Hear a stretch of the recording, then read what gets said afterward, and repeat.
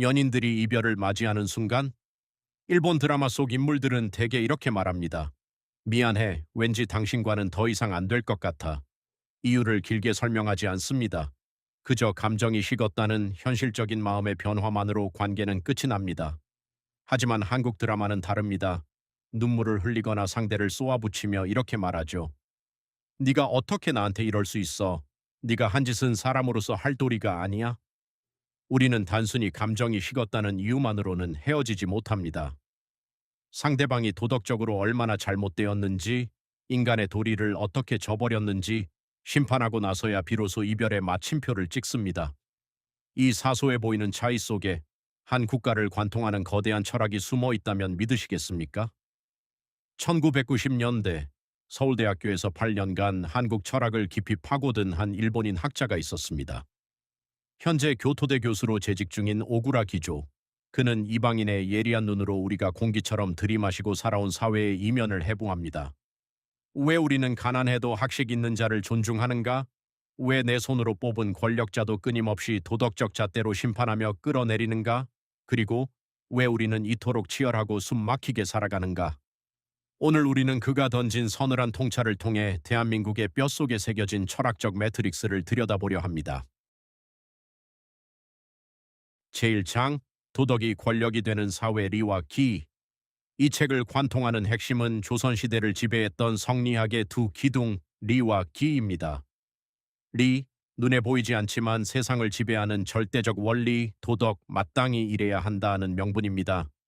기, 우리가 부딪히며 살아가는 구체적인 현실, 물질, 육체, 그리고 욕망입니다.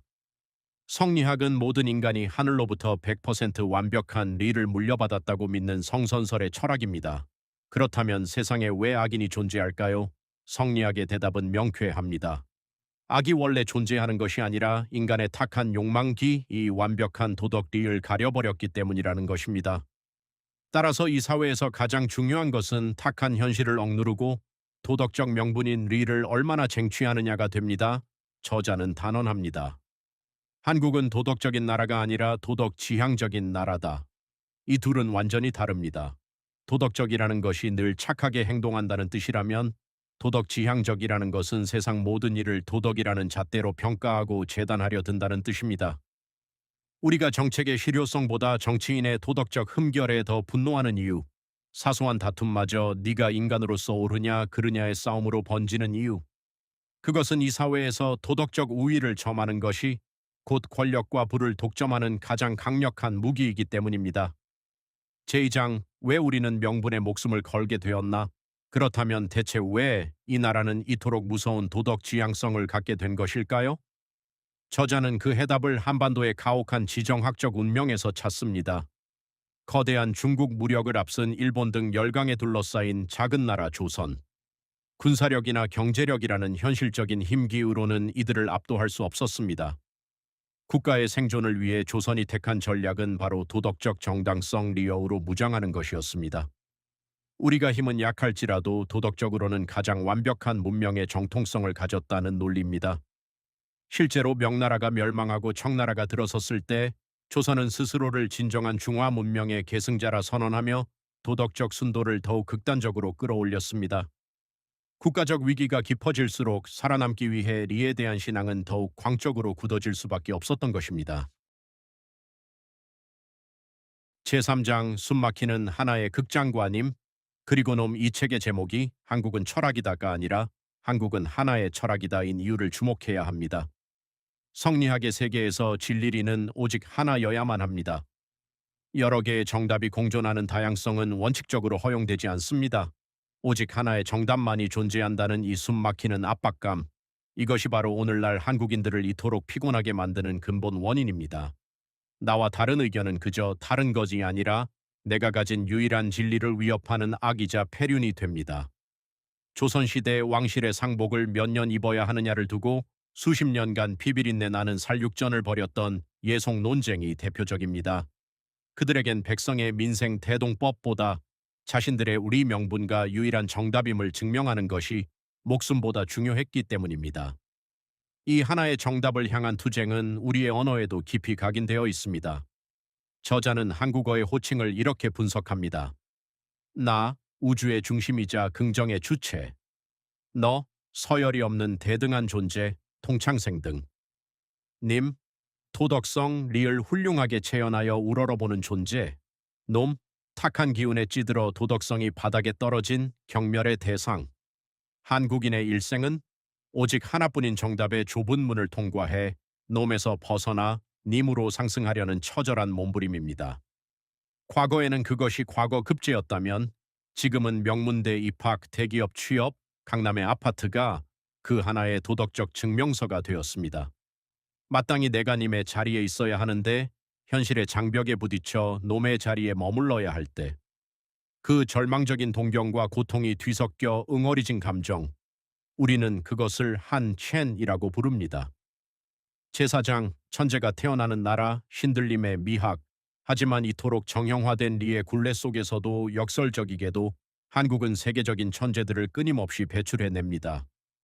클래식의 정트리오, 첼리스트 장한나, 세계 바둑을 제패한 이창호와 조치훈, 그리고 양궁과 골프의 수많은 신궁과 여제들. 오구라 교수는 이들이 리와 기가 완벽하게 합일된 경지를 보여준다고 분석합니다. 음악, 바둑, 특정 스포츠는 이미 룰이 완벽하게 정해진 세계입니다. 한국의 천재들은 이 고정된 룰 안에서 보이지 않는 기운기의 흐름과 결을 귀신처럼 읽어냅니다. 자신의 열정과 신체를 한계까지 끌어올려 그 거대한 이치와 하나가 되는 순간, 우리는 이 자유분방함과 완벽한 질서의 결합을 가리켜 신들렸다고 표현합니다. 다만 이는 정해진 규칙 정리 안에서의 천재성입니다. 새로운 룰 자체를 창조해내야 하는 과학 등의 분야에서 세계적 천재가 드문 이유도 우리가 아직 이 정해진 하나의 리에서 완전히 해방되지 못했기 때문이라고 저자는 지적합니다. 장 리리의 스포츠, 우리는 왜 효자에 열광하는가? 이 철학은 우리가 스포츠를 소비하는 방식마저 지배합니다. 우리는 올림픽 금메달 종목을 효자 종목이라 부릅니다. 과거 육체를 쓰는 스포츠는 천박한 기기의 영역이었습니다. 운동선수가 존경받는 리리의 세계로 진입하려면 민족과 국가라는 거대한 아버지에게 금메달을 바치는 효자가 되어야만 합니다. 골프가 좋은 예입니다. 과거 골프는 부유층의 부도덕한 유희기의 스포츠고로 여겨져 지탄받았습니다. 하지만 1998년 박세리 선수가 맨발 투혼으로 우승하며 국가의 자존심을 세운 순간 골프는 단숨에 민족을 빛낸 위대한 리의 스포츠로 승격되었습니다. 그제야 한국 사회는 세리키즈라는 이름으로 엘리트 영재들을 광적으로 길러내기 시작했죠. 대중의 즐거움보다 국가의 명분이 우선시되는 것, 이것이 한국 스포츠의 이면. IMF 위기가 한창이던 1998년에 쓰인 이 책은 수십 년이 지난 지금도 놀랍도록 서늘하게 우리의 오늘을 비춥니다. 정치인의 정책보다 도덕성 스캔들에 온 나라가 요동치고 온라인에서는 논리적 반박보다 상대를 악마화하는 도덕적 낙인 찍기가 횡행합니다. 물론 이 일본인 학자의 렌즈가 완벽한 정답은 아닐 것입니다.